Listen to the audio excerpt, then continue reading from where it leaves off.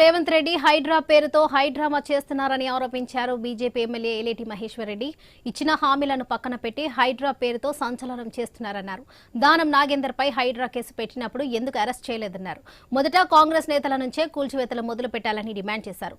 గత ప్రభుత్వం ఇచ్చిన పర్మిషన్ తో ఇల్లు కట్టుకుని నష్టపోయిన వారికి ఎటువంటి హామీ ఇస్తున్నారని ప్రశ్నించారు.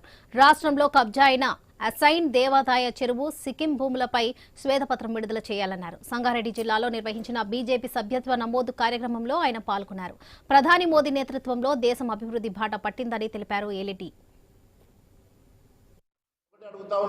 హైడ్రా డ్రామా చేసే రేవంత్ రెడ్డి గారు, నిజంగా మీరు ఈ హైడ్రా ద్వారా వాస్తవంగా ఇక్కడ ఉన్నటువంటి మరి ఇల్లీగల్ కన్స్ట్రక్షన్ అన్నింటినీ కూడా డిమాలిష్ చేసే దమ్ము నీకు ఉన్నదా?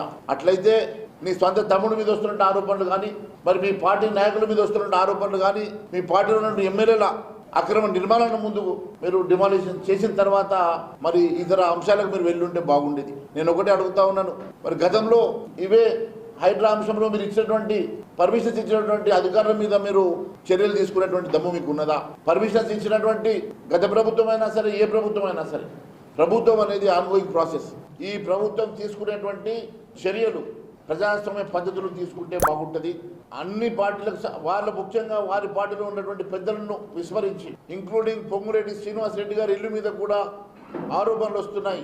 అలాంటి వారు వాళ్ళ పార్టీలో ఎంతమంది ఎమ్మెల్యేలు, మంత్రులు ఈ రకమైనటువంటి ఇల్లీగల్ కన్స్ట్రక్షన్ చేసినట్టుగా ఆరోపణలు వస్తున్నాయి. అటువంటప్పుడు మీరు మీ పార్టీలో ఉన్నటువంటి పెద్ద మనుషులతో సహా అందరి మీద ఇలాంటి చర్యలు తీసుకుంటే బాగుండేది. నేను ఒకటే అడుగుతా ఉన్నాను, హైడ్రా డ్రామా